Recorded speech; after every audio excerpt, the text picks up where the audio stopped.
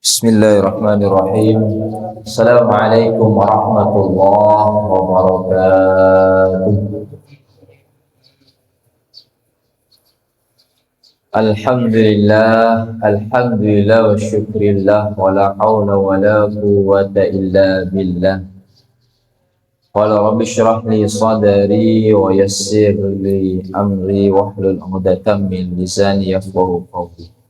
Rabbi zidni ilma warzuqni fahma rahmatika ya arhamar rahimin. Allahumma salli ala sayyidina Muhammad wa ala ali sayyidina Muhammad. Allahumma salli ala sayyidina Muhammad al-Fatih lima uliqa wal khatimi lima sabaqa nasir haqqi bil haqq wal hadi ila siratikal mustaqim wa ala alihi haqqa qadarihi wa miqdarihi al-azim. Amma yang kami takdimi segenap para alim ulama, para sesepuh bin sesepuh, para tokoh masyarakat, mobil khusus segenap pengurus takmir Masjid Istiqlal, serta para jamaah yang senantiasa ikut serta memakmurkan masjid ini. Semoga senantiasa apa yang kita lakukan, apa yang kita niatkan, apa yang kita jalankan dalam rangka niat mendekatkan diri kepada Allah, dalam rangka ibadah kepada Allah, dalam rangka menjalankan sunnah-sunnah Rasulullah, semoga siapapun yang ikut serta memakmurkan masjid ini, Allah makmurkan kehidupannya, Allah makmurkan keluarganya, Allah makmurkan rezekinya dengan rizki halalan thayyiban mubarakan wasi'an, dengan hadirnya keluarga sakinah mawaddah warahmah, hadirnya dengan wujud anak soleh dan solihah, serta diberikan istiqomah dalam beribadah, istiqomah dalam menjalankan kebaikan-kebaikan, serta kita dicatat oleh Allah sebagai hambanya yang muttaqin. Kelak ketika Allah akan memanggil diri kita untuk kembali kepada Allah, Allah takdirkan dalam keadaan husnul khatimah.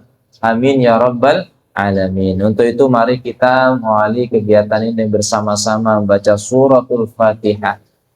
Saya mengharap barokah, karomah, hurmah suratul Fatihah ini kita haturkan, kita berikan, kita khususkan terlebih kepada kedua orang tua kita, kakek buyut kita, keluarga-keluarga kita, wabil khusus kepada segenap seluruh warga di lingkungan Masjid Istiqlal ini yang turut serta membangun, membiayai, serta apapun aktivitasnya dalam rangka maslahah di kegiatan Masjid Istiqlal ini senantiasa mendapatkan ridha Allah Subhanahu wa taala.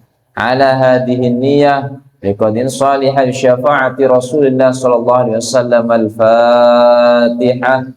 A'udzu billahi minasyaitonir rajim. Bismillahirrahmanirrahim.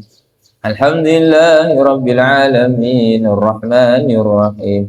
Maliki yaumiddin. Iyyaka na'budu wa iyyaka nasta'in. Ihdinas siratal mustaqim. Siratal ladzina an'amta 'alaihim ghairil maghdubi 'alaihim waladdallin. Amin. Para jamaah, Bapak, Ibu, saudara-saudara sekalian, serta adik-adik yang dirahmati Allah Subhanahu wa taala.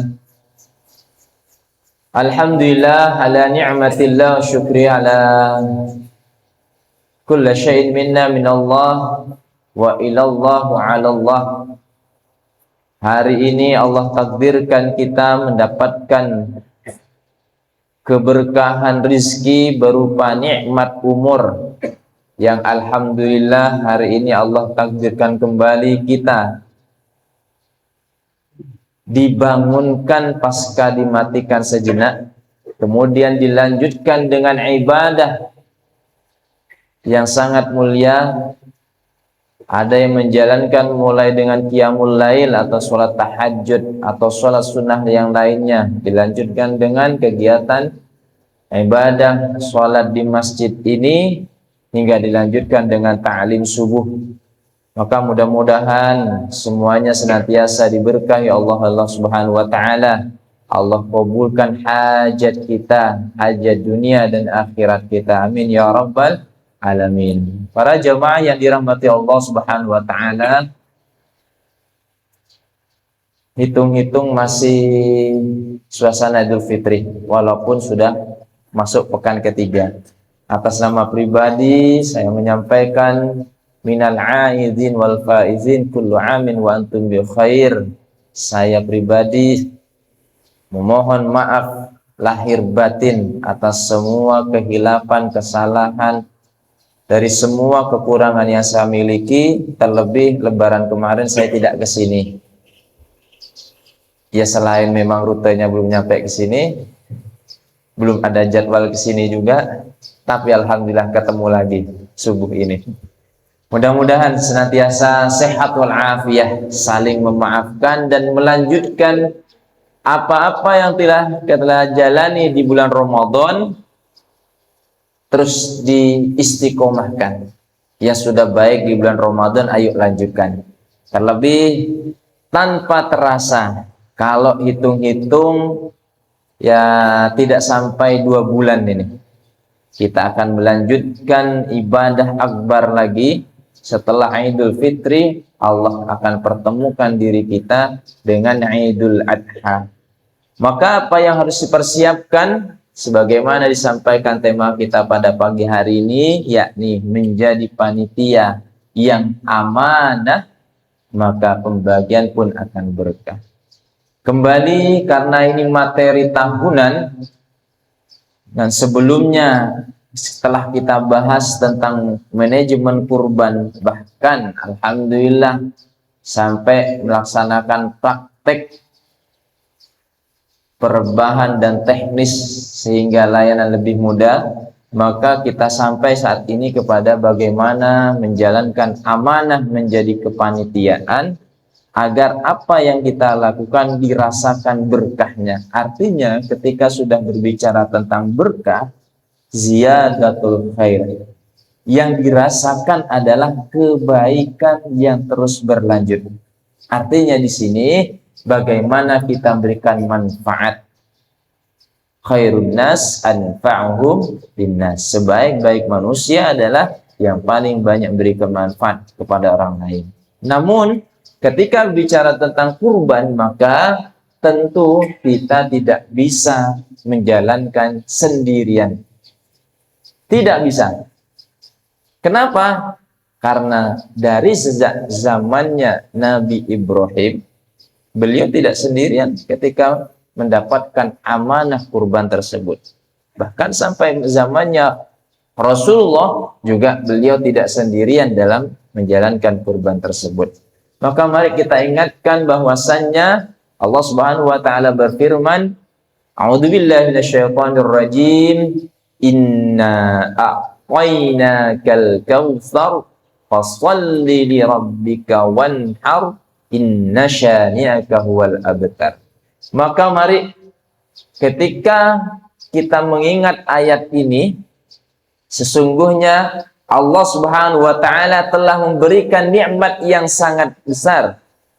Artinya besar ini tidak hanya nikmat sehat, tapi nikmat rezeki yang sangat besar. Tinggal bagaimana kita membagi rezeki tersebut, selain untuk nafkah untuk keluarga, nafkah untuk diri sendiri, juga memberikan nafkah kepada orang lain. Artinya nafkah kepada orang lain yang disebut dengan sedekah jariah. Nah, kaitan dengan Idul Kurban, maka ini bagian dari sunnah. Bahkan para alim ulama menguatkan ini bagian dari sunnah muakkad, yang jika kita melaksanakannya tentu mendapatkan pahala yang sangat besar. setidaknya, sedikit-dikitnya sekali seumur hidup kita pernah menjalankan kurban ini. Lalu bagaimana kalau kita mampu setiap tahun? Maka ahsan. Ahsan itu lebih utama dan lebih baik. Tinggal bagaimana teknisnya kita membagi rezeki tersebut. Karena sudah Allah berikan berbagai rezeki, apa perintah berikutnya? Fasholli li rabbika wanhar. Maka dirikan sholat terhadap Tuhanmu. Ayo laksanakan sholat. Perintahnya tetap jaga sholat. Dalam kondisi apapun jaga sholat. Setelah itu ketika menjalankan sholat ada perintah berikutnya. Wanhar, berkurbanlah. Artinya dalam kategori kurban berarti kita menyembelih hewan. Untuk di Indonesia yang masyhur adalah ada sapi, ada kambing, domba, kerbau. Untuk onta dibawa ke sini repot bawanya. Kalaupun ada paling di kebun binatang, itu pun juga mahal biayanya. Maka mari ambil jalur yang termudah. Apa yang kita nikmati yang berada hewan kurban di sekitar kita. Juga Allah menegaskan bahwasanya likulli ummatin ja'alna mansakan liyazkuru smallahi ala ma razaqahum min bahimatil an'am. Fa ilahukum ilahu wahid falahu aslimu wa basyiril mukhbitin. Artinya mari agar kita syiarkan. Syiarkan berarti kita sampaikan, kita jalankan kegiatan ibadah kurban ini kepada siapapun yang berada terutama di lingkungan kita. Artinya mari berkurbanlah. Ini mumpung masih panjang, istilahnya masih panjang waktunya, tidak ada istilahnya tidak ada alasan untuk tidak berkurban. Oke? Apa? Lihat kurusmallahi ala ma razaqahum, agar senantiasa dekat dengan Allah, menyebut nama Allah, sehingga ketika kita dekat Allah selalu menyebut nama Allah, Allah berlimpahkan rezeki kepada kita. Allah berikan karunia-Nya kepada kita semuanya min bahimatil an'am, yakni dengan sembelihan kurban, hewan ternak yang dijadikan kurban. Maka dari itu kita harus senantiasa menjadi saksi terhadap perjalanan kehidupan ini dengan salah satunya kurban kita. Dari semuanya itu akan menjadi tunggangan kita. Ini kembali, ini bagian dari ibadah yang senantiasa. Tidak hanya ibadah ini kegiatannya dengan maslahat umat di dunia saja, tapi juga masalah akhirat untuk diri kita. Maka dari itu mari bersama-sama kita jalankan sebagaimana Allah berikan kepada kita semuanya anugerah, karunia berupa rezeki. Maka dari itu para jamaah yang dirahmati Allah Subhanahu wa taala, lalu bagaimana dengan kepanitiaan kurban? Maka hal ini telah dikuatkan bahwasannya apa yang telah Rasulullah SAW berikan kepada kita teladannya melalui Sayyidina Ali bin Abi Thalib, bahwasanya Rasulullah SAW bersabda, amaroni Rasulullah SAW an aku ma'ala butnihi wa an tasaddaqa bilahmiha wa juludiha wa jillatiha wa alla a'tiz zara minha qala nahnu nu'tihi min indina. Ini jadi tolak ukur mengapa kegiatan kurban itu ada kepanitiaan, bahkan disebutkan harus ada kepanitiaannya. Landasan hukumnya dari mana? Kenapa harus ada panitia? Boleh nggak kurban itu tidak ada panitia? Apakah harus panitia kurban itu ada panitianya? Maka kembali ketika Rasulullah SAW mengajarkan kepada kita melalui Sayyidina Ali karramallahu wajhah, beliau memerintahkan, amaroni Rasulullah. Kata Sayyidina Ali, Rasulullah SAW memerintahkan kepadaku. Apa yang diperintahkan? An aku ma'ala budnih. Artinya untuk mengurusi unta-unta beliau. Artinya mengurus unta-unta beliau untuk dikurbankan. Artinya Rasulullah sebenarnya mampu menjalankan ibadah kurban itu sendiri, melaksanakan. Namun karena ini ibadah sosial, maka melibatkan orang lain. Jadi tidak bisa kita sendirian. Apa? Selain mengurus kegiatan kurban ini, wa anta shaddaqah bilah miha, dan yang diperintahkan Rasulullah kepada Sayyidina Ali, yakni mensedekahkan dagingnya. Artinya ada pembagian. Kalau sudah mensedekahkan, istilahnya sekarang adalah mendistribusikan daging tersebut. Tidak hanya dagingnya disebutkan sini, wajuludiha, bahkan ke kulitnya. Dan ini sudah dibahas pada tahun lalu bahwa dilarang keras, bahkan haram memperjualbelikan seluruh apa-apa yang ada dalam hewan kurban. Haram. Jelas ini. Rasulullah menegaskan ini, tidak ada akad jual beli dalam kurban kecuali pembelian hewan kurbannya. Ketika sudah masuk hewan kurban disembelih, maka tidak ada lagi. Ada sebenarnya, boleh memperjualbelikan daging kurban. Boleh. Kapan? Setelah diserahkan. Intinya, daging ini sudah diserahkan kepada pemiliknya, bisa jadi sudah dapat di masjid ini, dapat dari musola depan, dapat dari Pak RT, dapat dari tetangga sebelah, dapat, akhirnya dapat satu orang dapat 4 kantong. Karena dia sedang butuh uang dan sudah menjadi miliknya, maka dia boleh menjual salah satunya atau semuanya. Itu boleh. Kenapa? Sudah akan diberikan, disedekahkan. Tapi kalau di saat kurban kita jual beli, nih siapa yang beli sekilo? Nah ini, siapa yang mau beli kulit? Nah ini lagi. Ini yang jangan sampai terjadi di tengah-tengah kita. Tahun yang lalu, bahkan 2 tahun yang lalu sudah diingatkan larangan keras dalam transaksi jual beli hewan kurban, maksudnya pasca penyembelihan kurban tersebut. Bahkan dijelaskan di sini, wa ajillatiha wa an la'util jazzara minha, dan aku tidak memberikan sesuatu pun dari hasil sembelihan kurban. Ini menjelaskan bahwasannya Rasulullah memerintahkan kepada Sayyidina Ali, aku diperintahkan tidak memberikan sesuatu pun hasil sembelihan kurban terhadap al-jazzar minha, yakni juru sembelih. Tidak ada akad memberikan transaksi bahwa kamu nyembelih nanti dibayar dengan kepalanya. Nanti kalau kamu menyembelih di tempat ini, kami bayar dengan kulitnya. Tidak ada. Sudah dijelaskan dilarang, bahkan haram.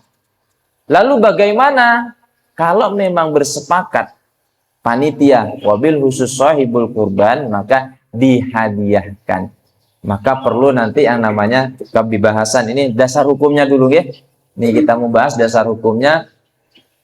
Insya Allah yang mau bertanya 10 menit lagi boleh disiapkan. Maka dari itu beliau bersabda, lalu apa? Nahnu nu'tihi min indina. Rasulullah menegaskan melalui Sayyidina Ali karramallahu wajah, kami akan memberikan upah kepada tukang jagal dari uang kami sendiri. Ini sudah jelas. Okay? Kata Rasulullah, nahnu nu'tihi min indina. Artinya, kami akan berikan uang atau upah kepada tukang jagal, juru sembelih melalui uang kami sendiri. Hadis riwayat muttafaqun alaih.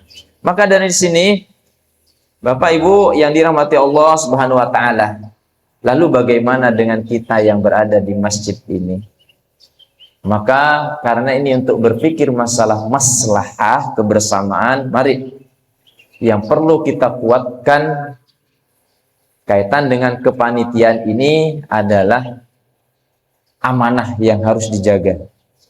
Bersepakat. Dalam artian di sini pengurus takmir masjid bersepakat dengan warga.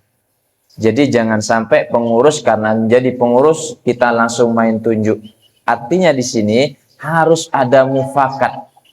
Sampun dibentuk gitu. Sampun. Maka insya Allah di sini sudah dibentuk kepanitiaan. Lalu apa yang harus dilakukan dalam kepanitiaan?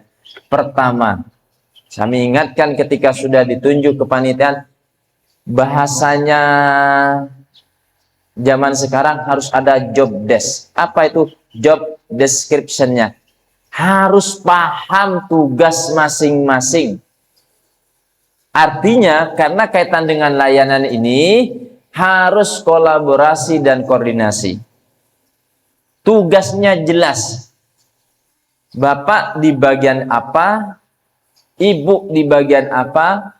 Adik-adik di bagian apa? Atau semuanya menjadi bagian apa? Jangan sampai ketika ini menjalankan amanah terjadi one man show. Artinya satu orang menguasai semuanya.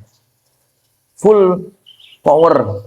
Jadi urusan survei sapi ya ketuanya, urusannya mencari tukang jagal ya ketuanya, urusan distribusi ya ketuanya. Jangan.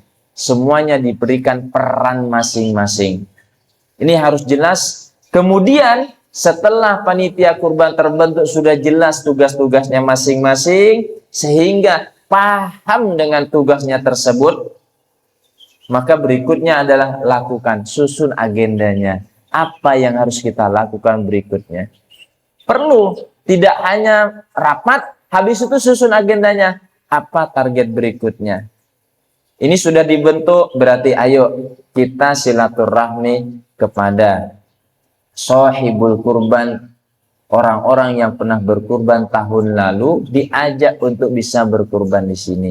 Baik itu datang rumah ke rumah, atau lagi bertemu di masjid ini, atau justru bersyukur sudah meniatkan diri kita untuk berkurban di tahun ini.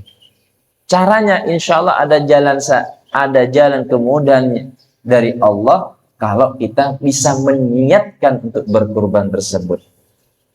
Yang berikutnya, tentu kaitan dengan kepanitiaan, maka perlu berpikir anggaran. Dan berpikir tentang anggaran dilarang keras. Nah, ini dia. Pengurus masjid mengeluarkan kas masjid untuk keperluan kurban. Nah, artinya, ini kurban tempat ini sebagai wakil. Oke, istilahnya kalau di kami itu ya, kalau di tempat lain kita, ini lahan terbuka. Memang masjid ini milik umat, milik kita. Tapi jangan sampai. Ya, karena istilahnya kan kurban itu titipan. Karena jamaah belum mampu mengolah sendiri, akhirnya digabung ke tempat ini, maka jangan sampai pengurus masjid mengeluarkan kas untuk masjid. Kenapa? Ada biaya operasional sendiri di kurban tersebut. Yang bagus adalah dari hasil kurban atau ada saldo kurban baru boleh disedekahkan, boleh diinfakkan untuk masjid. Jangan sampai kas masjid keluar untuk Ustadz, itu kan juga untuk masalah umat. Iya betul, untuk masalah umat. Tapi yang harus dikedepankan adalah kurban ini miliknya umat juga. Artinya milik personal, baik yang berkurban 1 ekor untuk sekeluarganya ataupun yang patungan. Maka perlu sampaikan tadi, anggarannya harus jelas. Berapa biaya operasionalnya? Hitung biaya operasional tidak hanya Biaya operasional ini tidak hanya sekedar biaya untuk membayar jagal. Anggarannya meliputi anggaran untuk memberikan upah kepada juru sembelih bersama timnya. Kalau memang nunjuk tim. Dan akadnya pun juga harus jelas nanti. Biaya operasional untuk kebersihan di lingkungan masjidnya. Termasuk air. Ini kan punya masjid airnya. Maka nanti ayo berikan adat biaya untuk mengeluarkan pengganti. Termasuk kebersihannya. Dah kurang lebih aja Pak Ustadz. Kan dari umat untuk umat. Ingat, ini momennya berbeda. Momennya berbeda. Ya. Sisihkan, entah dihitung berapa beli air itu. Kebersihannya. Ya, konsumsinya, konsumsi untuk para panitia atau orang warga yang ikut gotong royong.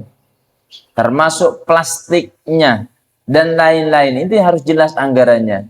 Dihitung, misalkan patungannya di sini 3 juta, maka operasionalnya berapa? Misalkan per sapi, biaya operasionalnya per orang, per jiwa itu 200. Maka akan terkumpul 200 kali 7, 1.400.000. Tinggal dihitung 1.400.000 itu dirinci untuk apa saja.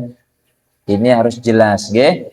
Anggarannya jelas, pengeluarannya juga jelas, sehingga kita paham bahwa disinilah sebenarnya menjalankan amanah kurban tersebut. Lanjut, apa yang harus dilakukan panitia? Yang harus dilakukan panitia selanjutnya adalah mendata. Mendata apa? Mendata pertama, daftar sohibul kurban. Setidaknya orang-orang yang tahun lalu sudah berkurban ke tempat ini bisa juga diajak berkurban kembali. Atau mencari, mendekati orang-orang yang mau berkurban ke tempat ini. Tidak hanya mendata para sohibul kurban, orang-orang yang akan berkurban, tapi panitia juga mendata siapa yang akan menerima daging kurban tersebut. Artinya ini lagi-lagi kerjasama dengan RT. Karena sifatnya ini per RT-an di sini. Jadi mendata tahun lalu berapa ya warga kita. Tahun lalu kita punya dapat misalkan 1.000 kantong daging kurban. Apakah tahun ini masih tetap 1.000 atau justru bertambah? Karena kami yakin pasti bertambah pertumbuhan penduduknya. Maka perlu mendekati Pak RT atau orang-orang yang paham tentang kependudukan di lingkungan ini. Selanjutnya tidak hanya mendata siapa yang mau berkurban, siapa penerima kurban, dicek lagi adakah peralatan-peralatan atau inventaris kurban yang tahun lalu yang perlu kita tambah atau sudah cukup.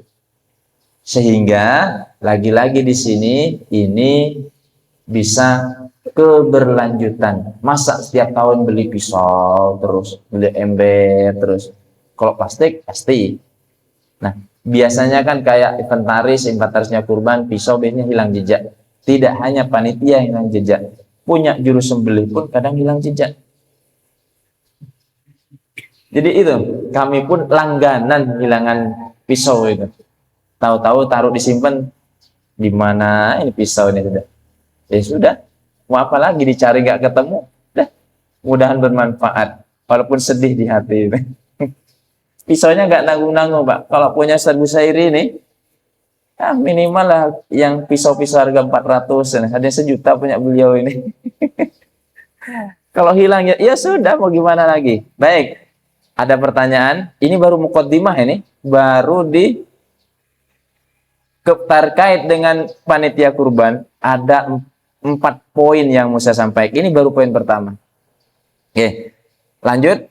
Atau ada yang bertanya silahkan. Lanjut berikutnya. Lalu apa yang harus kita kuatkan setelah kita mendata, mengecek peralatan kurban, Termasuk inventaris adalah kaitannya dengan apa-apa yang diperlukan dalam kurban. Ada yang sering kita lupakan, yaitu APD. Apa itu? Alat pelindung diri. Ingat, ini kegiatan tahunan yang mana yang perlu dijaga adalah safety-nya, keamanan. Terlebih keamanan panitia yang memang terlibat langsung dengan urusan persapian. Mulai di juru sembelih sampai yang merebahkan. Karena ketika menaik kurban tidak ada yang kebal urus dengan urus sapi. Kurang tahu di sini kalau memang ada yang kebal di sini. Kalau kami lebih baik hati-hati. Cek APD-nya, alat pelindung dirinya. Sudah biasa Ustaz. Ya, kalau memang sudah biasa nggak apa-apa. Bisa jadi biasa juga disepak sapi. Ingat, ini makhluknya Allah, maka ayo perlakukan juga dengan sebaik-baiknya. Sehingga salah satu memang untuk membuat tenang makhluknya Allah ini, ya, kalau kami biasa mengajak komunikasi sapi tersebut. Memang boleh, Ustaz? Ya boleh. Kan sesama makhluk. Kami makhluknya Allah, sapi kambing juga makhluknya Allah. Yang sama-sama butuh kasih sayang. Intinya, wah gila Ustadznya ini kok ngobrol sama sapi. Ya tidak apa-apa orang yang nggak paham. Tapi ketika kita melakukan pendekatan secara hati ke hati dengan hewan, ada Allah yang menyambungkan.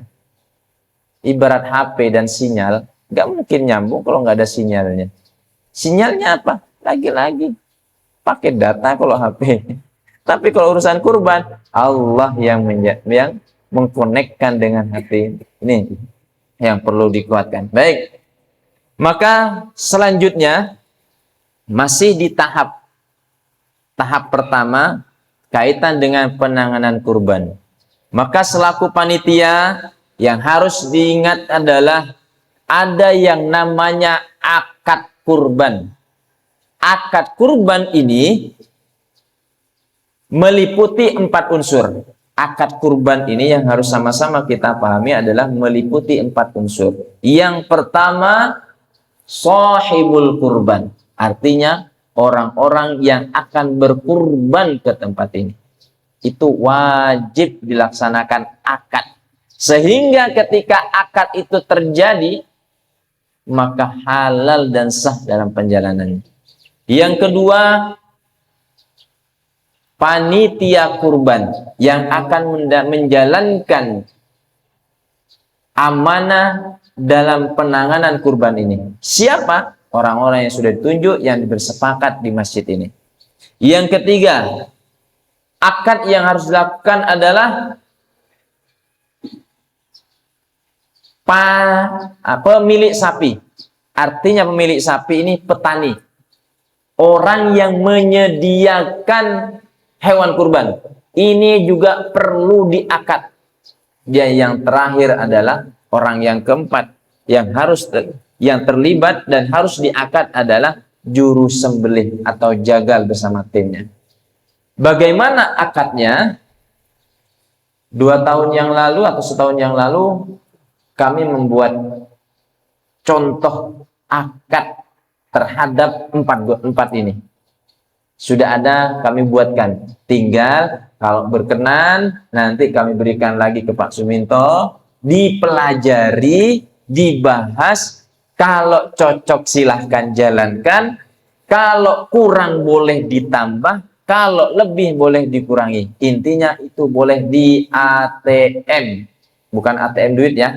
ATM itu amati, tiru, dan modifikasi. Artinya silahkan, bahasa mudahnya itu sesuaikan. Tuh, boleh silahkan. Nanti keempatnya ini lembarannya beda-beda. Oh, ini akad. Intinya kuncinya berada di siapa? Kuncinya ada di panitia. Akad panitia kurban dengan sahibul kurban itu sendiri. Akad panitia kurban dengan petani atau penyedia hewan kurban itu sendiri. Akad berikutnya adalah panitia bersama juru sembelih itu sendiri. Jadi ada 3 lembar. Dan ketika akad ini dijalankan, maka semuanya dalam artian di sini sudah menjalankan amanah. Jadi sohibul kurban, orang yang berkurban ke sini akan paham hak dan kewajibannya. Termasuk urusan tadi, uang distribusi, uang anggarannya untuk keperluan-keperluan yang tidak perlu mengeluarkan kas dari masjid ini. Itu dirinci. Ada rinciannya. Jadi, kalau saya berkurban ke Masjid Istiqlal, diantaranya nanti saya mendapatkan hak. Misalkan 5 kantong plastik yang di dalamnya ada daging kurban dan tulangnya. Tentu ada plastiknya. Repot kalau nggak dikasih plastik. Di antara berikutnya, ikut menyaksikan saat penyembelihan atau diwakilkan ketika berhalangan. Itu jelas rinciannya. Termasuk di dalamnya menyerahkan seluruh anggota tubuh hewan kurban untuk maslahat umat. Artinya sudah diakad bahwa nanti kulitnya mau dikemanakan. Kulit itu ada sampai rinciannya. Jeruan perutnya itu yang sering, kalau sudah kurban sering banyak dibuang. Perut, babat, padahal enak itu. Tapi karena kita mendapat hari itu, ya dagingnya itu berlimpah, sampai urusan perut karena kotor, akhirnya ambil simpelnya, buang. Jadi di kami itu menjelaskan bahwa sampai urusan babat yang kotor itu harus jelas kemana arahnya. Dibuangkah? Disedekahkankah? Jelas. Kalau disedekahkan nanti dikemanakan? Siapa yang menerima? Itu didata, Pak. Kami data siapa nanti warga yang mau minta babat. Data dulu. Jangan sampai babatnya cuma 1, yang minta 10. Jadi perlu didata siapa saja nanti yang mau minta buntut misal. Karena sudah sahibul kurban menyerahkan kepada panitia kurban, maka panitia kurban berhak. Kalau di kami, di yayasan kami, itu khusus kepala, 4 kaki, dan buntut, supaya maslahah tidak lagi jadi rebutan, maka kami serahkan kepada panti asuhan ataupun pondok pesantren. Itu. Jadi bersepakat. Dah. Jadi nggak ada yang ngambil individu. Ditambah daging. Janganlah direpotin cuma dikasih kepala, kaki, sama ekornya saja. Kasihanlah yang mau upah, yang mau nguliti. Ditambah daging. Jadi bersepakat. Nggak repot, Pak. Nggak rebutan. Kalau satu orang nih, bolehkah kami minta kepalanya? Kalau dibelah kepala itu, Pak, dagingnya saja, itu bisa tembus sampai 4 kilo. Belum cingurnya, belum lidahnya, belum otaknya. Besar itu. Masih dapat jatah sekantong lagi. Mah, nyamannya benar. Maka itu benar-benar. Kami nggak tahu ngelolanya. Nah, karena kami tidak tahu mengelolanya, ini benar-benar harus dikelola dengan sebaik-baiknya. Bersepakat. Oke, bersepakat. Termasuk yang lain-lain. Paham, nggih? Termasuk ini kurban yang terjadi adalah panitia kurban dengan petani. Tahun lalu masih terjadi. Tahun lalu di Samarinda, saya nggak bicara tempat lain. Tahun lalu masih terjadi adalah hewan kurban ketika diantar itu kondisinya sehat. Sudah disaksikan bahwa sapinya diantar dengan selamat, sehat, qadarullah, malam harinya siup. Ini siapa yang bertanggung jawab? Nah, ini juga dijelaskan di situ. Jika terjadi sesuatu terhadap hewan kurban, maka sohibul kurban dengan panitia itu dijelaskan. Ada mufakat di dalamnya. Karena kan urusan maut, nggak ada yang tahu. Maka perlu panitia, ada yang perlu menjaga. Cek akad. Biasanya kalau akad dengan petani itu, sampai di lokasi dilihat sehat, utuh, maka sudah selesai. Selesai. Lihat, cek utuh, sehat, aman. Kalau patah, maka segera minta pengganti. Itu ada jelas. Kondisi diterima dengan sehat dan utuh. Saat diturunkan kan ada yang patah. Ada masih di Samarinda. Diturunkan, loncat, patah, ada. Luka-luka ada, tinggal kembali akadnya harus jelas. Terus bagaimana sudah mati? Namanya maut ya nggak tahu. Maka ini perlu dipertimbangkan. Jadi tidak mudah untuk menjadi panitia. Dan ini harus sama-sama kehati-hatian. Ridho dan ridho. Intinya di poin akad di sini, panitia harus benar-benar detail. Karena memang jangan berpikir enaknya saja menjadi panitia, tapi berpikir bagaimana ketika terjadi sesuatu, solusi yang diberikan. Ya kalau tidak diakad di awal, ya siap-siap aja panitia harus mengganti. Dari mana? Ya urunan panitianya.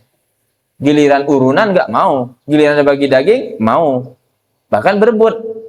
Nah, tidak semudah itu menjadi panitia. Hati-hati. Akhirnya apa? Ayo, jaga keberkahan ini. Monggo, masih ada 7 menit yang mau bertanya. Ini untuk 3 kalinya nih ditanya. Monggo, Pak. Silakan.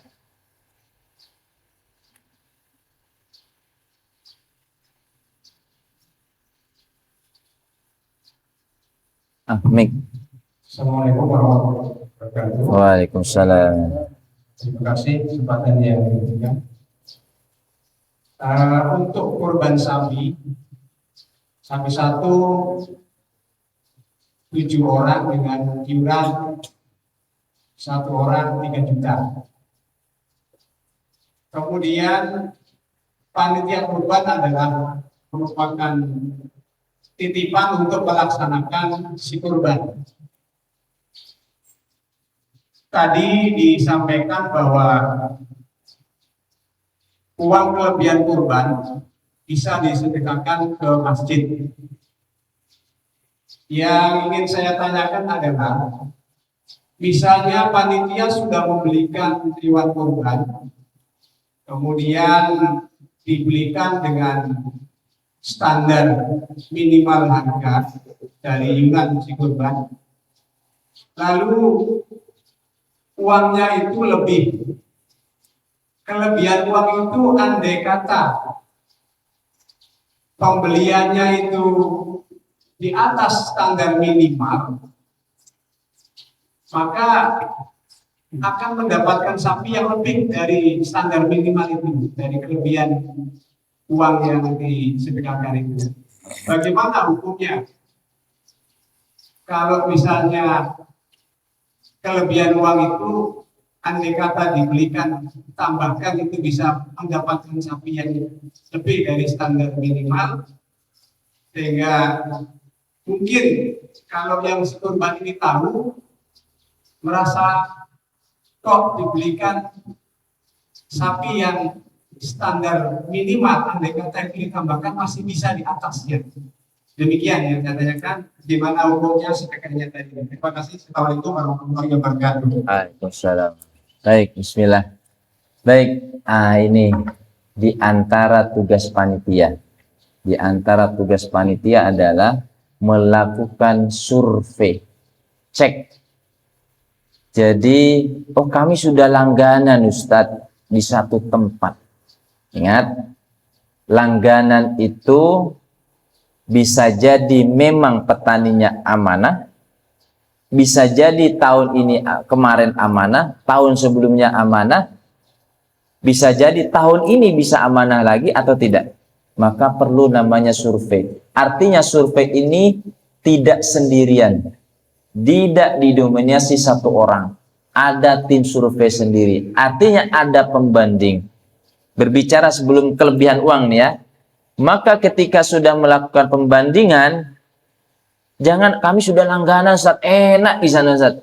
Tapi kan ada lokasi lain yang bisa jadi di langganan ini mendapatkan misalkan harga yang sama, di tempat yang lain harga sama, yang membedakan bobot. Ingat, petani itu atau penjual sapi itu mainnya tafsiran, bobotnya tafsiran. Apa yang dilakukan? Berdasarkan faktor pembelian di awal. Akhirnya prediksi. Maka panitia yang harus jelas sebelum kembali ke uang lebihnya, jelas. Oh, ini prediksinya kata petani ini bobotnya 250. Coba survei ke sana, yang hampir sama, di foto, di video, bandingkan.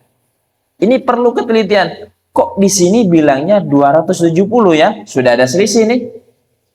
Sudah ada selisih. Pindah ke berikutnya. Oh, ini 260 nih. Kayaknya kita ambil yang paling besar deh bobotnya. Nah, ingat. Bisa jadi itu tafsiran. Syukur-syukur tempat pembelian itu ada timbangannya. Tapi kalau kita nggak mau repot, kita sudah membandingkan secara fisik. Sehingga ketika kita bersepakat uang dari 21 juta tersebut dipotong operasional misalkan 1.400.000 untuk keperluan lain, berarti kan sisanya adalah sisa 19.600.000. Maka panitia satu yang amanah wajib membelikan harga sapi yang seharga 19.600.000. Memang ada pas ada biasanya kalau sudah langganan dia biasanya ini kasih harga aslinya 20 juta. Tapi karena langganan kami berikan seharga 19.600.000. Ini kalau langganan yang amanah. Sampaikan. Kalau nggak amanah kan di-up dulu. Ini lagi-lagi belum membahas tentang bagaimana kalau panitia kurban, tukang surveinya dapat bonus dari penjual sapi. Nah, kalau enak dong. Kado sebilang-bilangin. Kita berempat aja yang surveinya, kita bagilah. Ayo, amanah nggak nih? Ayo, kan ada. Ada petani yang memang memberikan 1 ekor bisa 250, gasan uang rokok, gasan bensin. Ada kok? Ada. Lalu bagaimana ini? Nah, lagi-lagi, kalau yang amanah menyampaikan ke panitia bahwa alhamdulillah dari hasil survei kami mendapatkan uang bensin, uang rokok sebesar 50. Sampaikan. Jadi diapain nih? Ya sudah, kalau bersepakat, ya sudah, gasan yang berjalan aman selesai. Karena sudah disampaikan di akad. Jangan sembunyi-sembunyi berempat, jangan. Karena ini tugas dari ketua panitia untuk sampai. Itu yang mana? Kalau panitia, ya sudah, sumbangkan. Jadikan bagian dari tambah, siapa tahu nanti ada keperluan yang emergensi yang perlu kita siapkan. Pakai dana itu. Kan begini. Lalu bagaimana misalkan terjadi kelebihan biaya? Sampaikan. Pertama pentingnya di akad. Kuncinya ada di akad di awal. Mengupayakan tidak ada kelebihan belanja. Pertama, pentingnya survei dulu. Yang kedua, amanah dengan petani atau penyedia. Yang kedua, kalau memang sampai terjadi ada kelebihan biaya, maka pertama, wajib menyampaikan kepada sahibul kurban. Maka perlu di akad tersebut. Ketika sahibul kurban sudah menyerahkan sepenuhnya kepada panitia, maka panitia punya hak. Ini kan amanah. Punya hak untuk apa selanjutnya? Ayo uang lebih ini dibuat tambahan biaya operasional. Karena lebih. Tapi panitia yang baik tentu akan mencari hewan terbaik juga. Sehingga ketika mencari hewan terbaik, pasti hasilnya nggak minimal. Pasti hasilnya maksimal. Kalau masih ada harga yang sama, tapi bobotnya beda, lebih besar, maka ayo cari yang lebih besar. Lagi-lagi, jangan karena sudah langganan dan orangnya baik. Syukur-syukur, Pak, kita kan sudah langganan nih. Boleh nggak nih? Biarkan ini mau dikasih yang harga 20 juta nih. 20 juta kami diberi 19.600.000. Boleh nggak? Karena langganan. itu kayaknya ada yang agak besar sedikit, boleh nggak kami deh? Itu panitia yang baik. Jadi panitia yang baik, boleh nggak? Siapa tahu harga 21 malah dapat dengan biaya 19.600.000. Itu negosiator yang baik. Akhirnya, di Istiqlal biaya segini dapat sapi yang besar. Yang bermasalah adalah kelebihan dari biaya tersebut kalau diselewengkan. Nah, kalau sudah urusan penyelewengan, intinya ini, ya syukur-syukur nggak ada KPK di sini. Berat kalau ada KPK. Nah, hitung-hitungannya adalah lagi-lagi tidak ada KPK bentuk manusia. Tapi ini urusan ibadah, Allah yang menyelesaikan. Boleh saja hari ini Allah menyembunyikan aib kita. Tapi suatu saat nanti Allah pasti akan buka aibnya. Bisa jadi seumur kita Allah sembunyikan. Tapi nanti balasannya lebih perih. Jangan sampai, jangan pernah ditukar dengan 100.000, 500.000 dari keuntungan yang tidak amanah. Jangan pernah. Lebih sampaikan, keuntungan saat eman ini, mumpung ini. Nah, jangan. Maka perlunya pentingnya amanah ini. Isyroknya sudah lewat 5 menit. Ampun maaf, ini masih bab awal. Berarti masih 3 hal lagi yang mau saya sampaikan. Mudah-mudahan nanti ada kesempatan lagi. Oke, insya Allah nanti kesempatan berikutnya. Tadi kan terlalu banyak pengantar rasanya tuh, supaya ingat hukum-hukumnya. Oke, ada 3 lagi, 3 lagi yang mau saya sampaikan. Mudah-mudahan nanti ada waktunya menjelang dekat. Karena nanti teknis-teknis itu perlu disosialisasikan lagi. Ampun maaf ge, pangistune ingkang kathah pangupurane nyuwun sepura. Nyuwun sepura sobung batasnya.